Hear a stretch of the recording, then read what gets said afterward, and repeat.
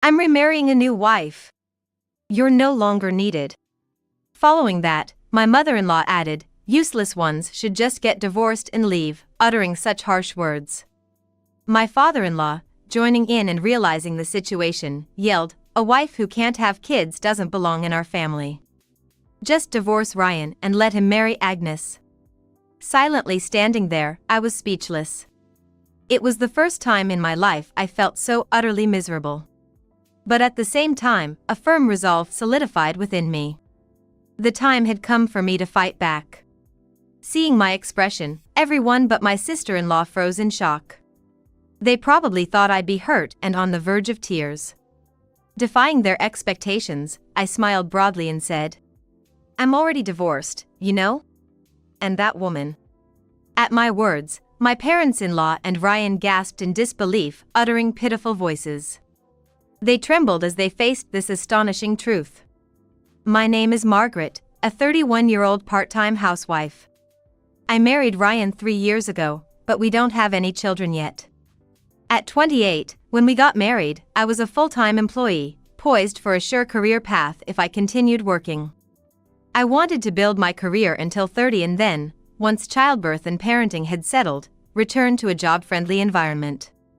Ryan understood this, and we agreed to start trying for a baby after I turned 30. When the time came, having seen a friend struggle with infertility, I decided to get tested just in case. The result revealed my infertility, leading me to switch to part-time work to focus on treatment. Ryan works in a real estate company, and his take-home pay is more than enough for the two of us. Since we could save a little every month, Ryan was okay with me switching to part-time work. But that's when my nightmare began. Once he knew about my infertility and my change to part-time, Ryan's attitude completely shifted. He had been kind before, but suddenly he said, I'm a full-timer, you're part-time, so you should take care of all the household chores. Without my income, we can't even afford infertility treatments, let alone live comfortably. To avoid stressing me out, you need to handle all the housework perfectly. I was good at housework since my days living alone, so it wasn't too painful at first. But Ryan started nitpicking over everything. If the room was even slightly messy, he'd yell, you're lazy. How can a housewife live in such filth? And if the dishes weren't washed right after a meal, he'd say, a woman who procrastinates like this isn't cut out for family life. Go work more, earn your keep. There's remote work and stuff, right? You could find something. But remember, all the housework is still your responsibility. You're part-time, I'm full-time. At this time, I was still reeling from the shock of my infertility, thinking it was all my fault. I wanted to create a relaxing environment at home for Ryan, who was tired from work, so I tried to meet his expectations. Looking back, I realize I was just giving in to him, telling myself it was just patience until we have a child. I hoped that once we had a child, Ryan would return to his kinder self. Clinging to this hope, I continued juggling part-time work, housework, and infertility treatments. But the strain took its toll. I fell ill, the treatments weren't going well, and our relationship worsened. Gradually, I couldn't keep up with the housework and became more emotional. You can't even get pregnant and still act all high and mighty. If you don't want a divorce, listen to me, he said, looking down on me from then on. Even a simple request to put his socks in the laundry basket was met with a shout of shut up. I was just trying to make a point, but his contempt made me feel miserable and unsure of what to do next. He started treating me not as a wife, but as a convenient woman or a servant.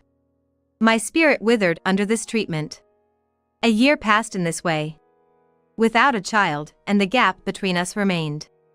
This year, since becoming part-time and starting the treatments, seemed to fly by. Yet it was the most difficult time of my life. However, recently there's been a change. Ryan suddenly became kind. Not just a little, but a significant shift. It was as if he was a different person, showing increased concern for me. For instance, when infertility treatments weren't going well and I was feeling down, Ryan asked, "You okay? How about I make dinner tonight? I'll whip up your favorite beef stew." It was a mix of happiness and suspicion. After looking down on me so much, this sudden kindness felt like he had a hidden agenda, making me doubtful. So, I casually asked Ryan, "What's up? Anything good happened recently?" He relaxed and said, "Yeah, work's going great. I got selected for a big project. But I might be away from home more as I need to have more meetings with the team." Up to this point, it was fine. My physical burden lessened, and Ryan's career success meant a secure future. Accepting his kindness without suspicion would mean no trouble. But there was one thing bothering me. Recently, Ryan had been overly curious about my activities. I asked him, "What's up with you lately? You used to be so uninterested in what I was doing." Suddenly, he snapped, "What's wrong with wanting to know about my wife's activities? Margaret, are you doing something behind my back that you can't tell me?" His reaction seemed odd to me. Maybe he was being nice to cover up something he couldn't tell me. A recently divorced friend had told me about her husband becoming nice just before she discovered his affair. So, I started suspecting Ryan's infidelity and began observing his movements while he kept track of my schedule. I noticed a pattern. Ryan regularly went out for drinks on Tuesdays and played golf on the second Sunday of every month. He'd answer normally about other days, but on those specific days, if I asked where he went, he'd get angry, saying, "Damn it. Stop nagging me. You're so annoying." It was suspicious. I grew more convinced Ryan might be cheating and decided to take serious action. A few weeks later, needing a break from this covert battle, I went on a little trip. It was a 20-minute drive from home to a cafe that had recently opened and caught my interest. Despite hearing about lines, I didn't mind waiting alone, so I went there and waited for my turn. That's when I bumped into my sister-in-law. She's a 29-year-old cheerful and kind daycare worker, 2 years younger than me. She always looked up to me like a real sister, and I adored her like my own sibling. When I greeted her, my sister-in-law was startled and looked me up and down. In a way she never does. Confused by her strange behavior, I tilted my head. "What's wrong?" Snapped out of it, my sister-in-law blinked. And after a moment of silence, she brightened up and said, "Margaret, let's have lunch together." So, we changed the number of people and sat together after waiting for several minutes. During lunch, my sister-in-law told me an unbelievable fact that left me speechless, unable to eat. After lunch, instead of going home as planned, I decided to change my plans. I decided to visit my parents-in-law's house with my sister-in-law. Their house is about a 30-minute drive from the apartment where I currently live, so I don't usually stop by. My parents-in-law aren't exactly fond of me, so I don't see them often, only during the holidays or for memorial services. This would be a rare visit. It was just a little over 10 minutes from this cafe. My sister-in-law, who lives alone and only occasionally visits home, usually informs my mother-in-law when she's coming. But today, we decided to go there without notice. It's the second Sunday of the month. Ryan should be at his usual business golf, but strangely, when we arrived at my parents-in-law's house, his car was there. My sister-in-law unlocked the door, and as we entered, I whispered a small hello. My mother-in-law came out and asked with a puzzled look, "What's Margaret doing here?" Her tone was clearly unpleasant, just because I visited. She took this attitude simply because a daughter-in-law dropped by the house. I barely managed to hold back a sigh. Then, from the back of the house, I heard voices. Ryan and a woman appeared. Ryan looked shocked for a moment, but the woman cheerfully said, "Nice to meet you. I'm Agnes, the future wife of Ryan." As I stood there dumbfounded, my sister-in-law, with an angry expression, confronted them. "Hey, what's going on here? Explain this." Ryan sighed deeply. Then, looking down on me, he said something shocking. "I'm remarrying a new wife. You're no longer needed." Following that, my mother-in-law added, "Useless ones should just get divorced and leave," uttering such harsh words.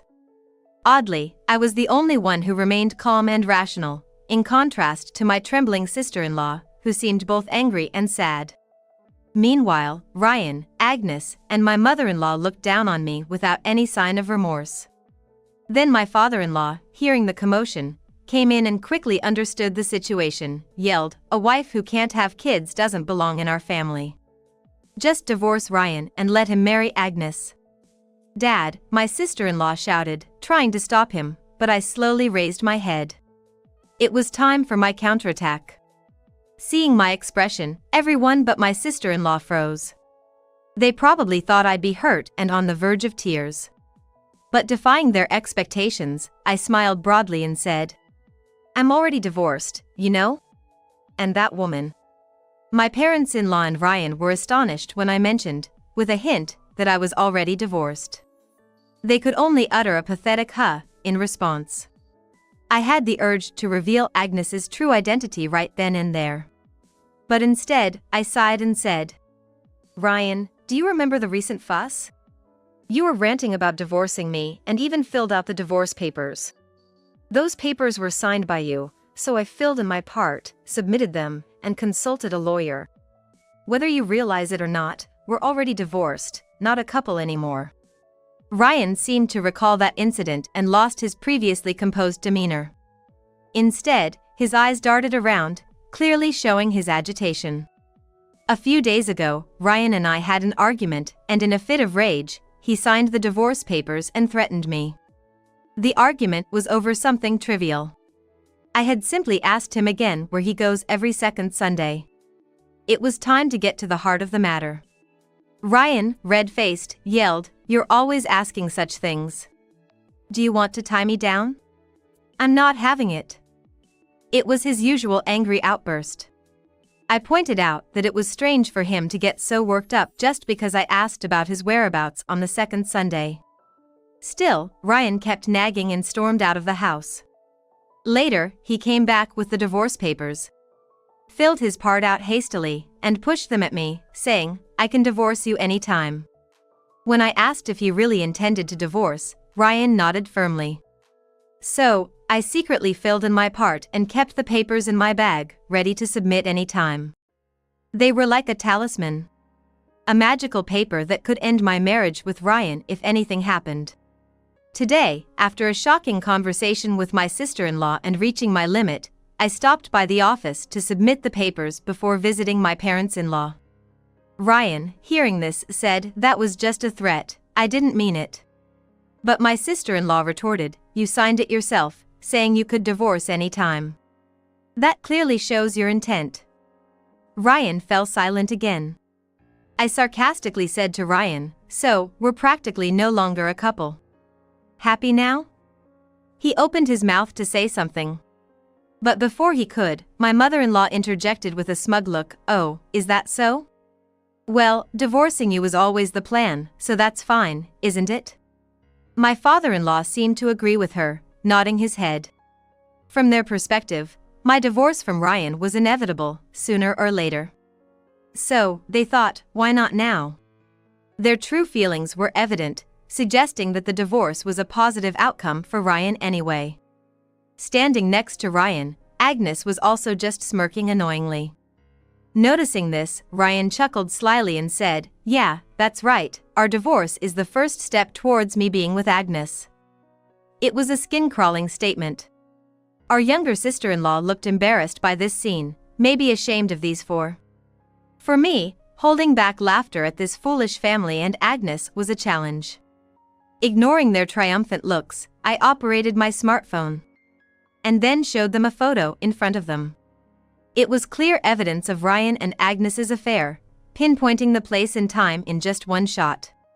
I told Ryan, "I didn't file for divorce on a whim. I've gathered all the evidence of your affair from the start." Seeing him gulp at my words. When I glanced at him, Agnes suddenly burst into laughter. Frowning, I looked at Agnes as she blurted out, "So, you've thoroughly investigated me too? That woman you almost mentioned. I guess you figured her out. Were you gonna reveal that she's pregnant? Too bad, Ryan and his parents know it and deliberately let me stay here." Hearing this, our sister-in-law was shocked. Actually, she had been told by her brother Ryan and their parents that they were divorced when we met at the cafe. The reason for the divorce was particularly shocking. They said I was terminally ill, with little time left, and I initiated the breakup. They seemed tearful.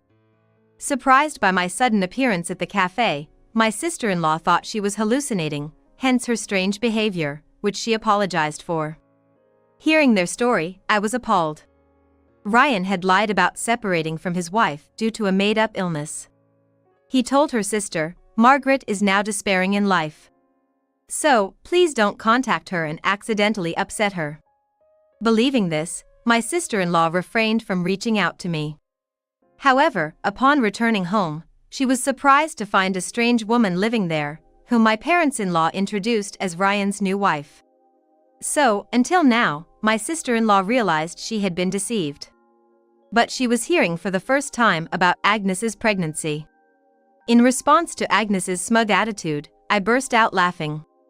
After my laughter subsided, I spoke to a stunned Agnes. Of course, I knew you were pregnant. My detective had already clued me in. But I figured Ryan and his parents living here with you must know too, so I brought something even more interesting. I said, and the atmosphere immediately tensed. Everyone held their breath in a hushed silence, wondering what revelation was coming next. Agnes looked at me anxiously, waiting for me to speak. When I finally did, the quiet was shattered, and the situation took a drastic turn. What I wanted to say is, the child you're pregnant with, Agnes, it's not Ryan's. It's from another man. Immediately, sweat formed on Agnes's forehead, and her expression became rigid. Ryan, speechless, could only mutter, "What?" and his parents, confused, slowly turned their gaze towards Agnes. I had spent my savings before our marriage on a detective, asking them to gather conclusive evidence and information that would be advantageous for me post-divorce.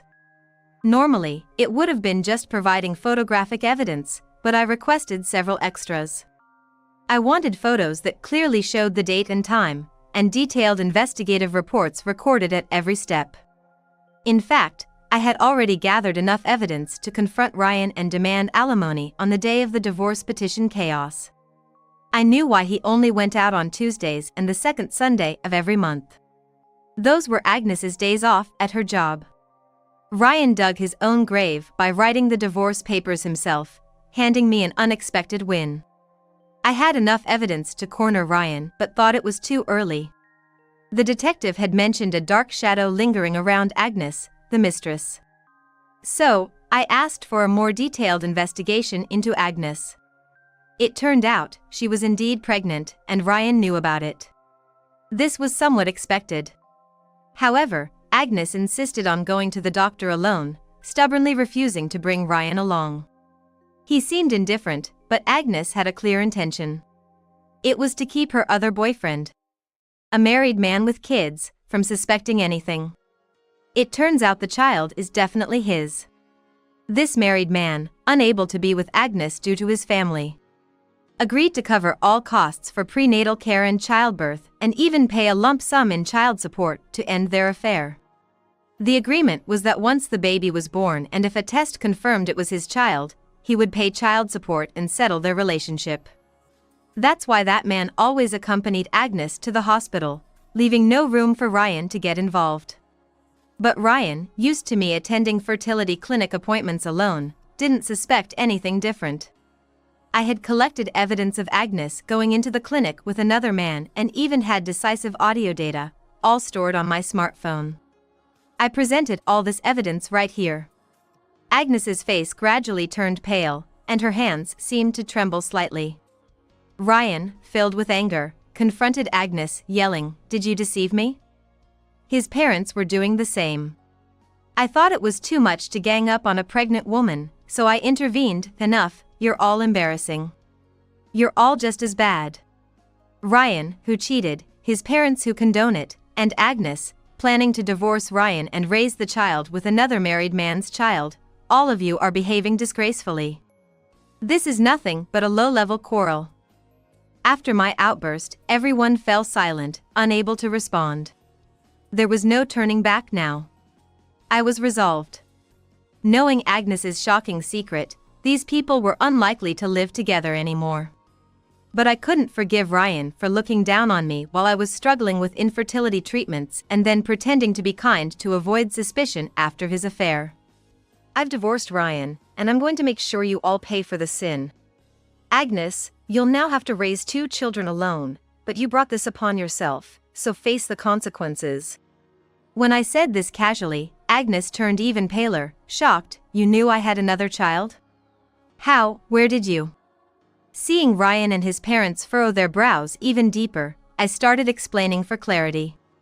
Agnes is a single mother, but her older child is being raised by her parents.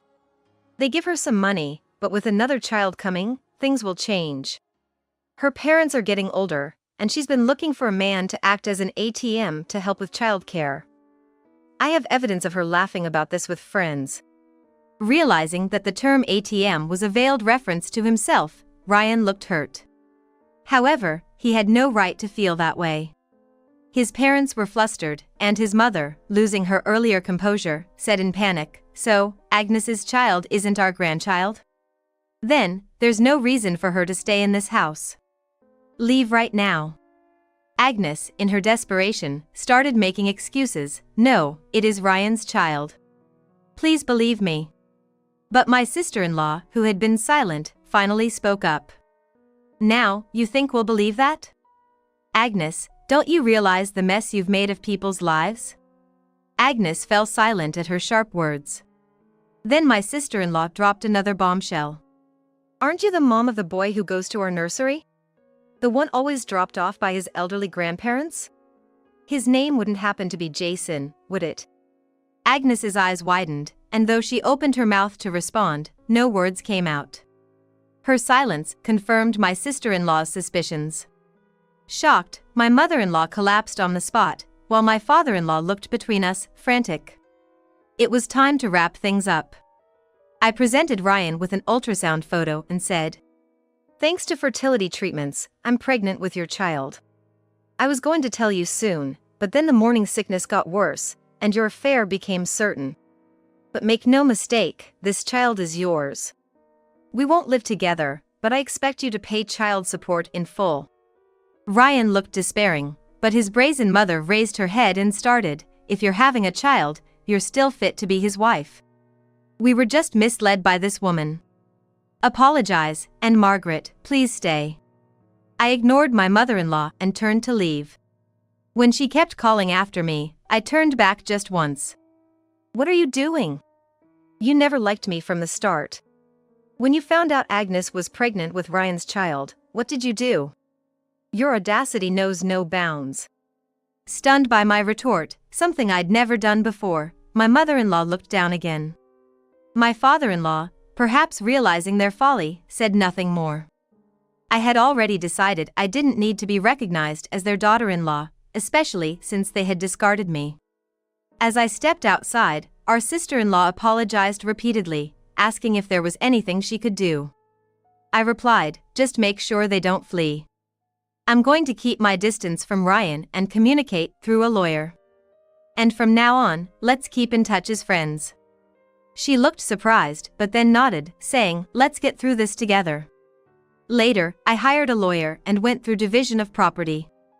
They whined about not being able to pay the substantial amount, but when I said, "I'll pursue this to the end in court, no mercy," they reluctantly agreed. As for Agnes, her affair with the married man came to light, leading to a heated argument. The turmoil grew too large, eventually reaching his wife's ears, and things did not end smoothly. Agnes, in desperation, turned to her parents for help. Naturally, they were furious with her and dragged her to us to apologize. After giving birth, Agnes will have no choice but to work tirelessly from dawn to dusk, unlikely to ever have the chance to engage in infidelity again. Despite having children, Agnes had been irresponsibly carefree, but now her parents control all her earnings, leaving her no room for stress relief. Having lived selfishly until now, she should start living for her children. Meanwhile, Ryan's fate turned out to be a mess as well. He eventually had to sell his family home to raise child support. Now, he's living in a cramped, run-down apartment with his parents, barely getting by. I initially agreed to let him pay child support in installments, But, as expected, he fell behind. Thinking he could get away with it, probably based on something he read online, he was mistaken. I had warned I would be relentless. I immediately took legal action, enforcing payment through the courts. This led to his employer finding out about the divorce and his child support delinquency. His previous actions of leaving work early under the pretense of supporting his wife's fertility treatment, only to spend time with Agnes, also came to light, subjecting him to scorn. Eventually, he quit his job and paid the child support in full with a loan, plunging him into a lifetime of debt. Ryan's parents, too, were caught in the fallout. Now, Ryan works solely to pay off his debts, and his parents, unable to enjoy a comfortable retirement, had to return to work. Their daily irresponsible arguments, blaming each other, even led to the police being called for being a neighborhood nuisance. Now, they're quietly working to manage their debt, complaining as they do. As for me, I went back to my parents' house, apologized, and decided to live with them for a while. After the birth, with their support, things started to look up. Soon, my former employer offered me a full-time position again. My sister-in-law, working at the daycare, agreed to take care of my daughter, giving me some peace of mind. Now, as a single mother living independently from my parents, I'm managing well thanks to the support and kind words from those around me. I've resolved to cherish these invaluable relationships and raise my daughter to be a wonderful person.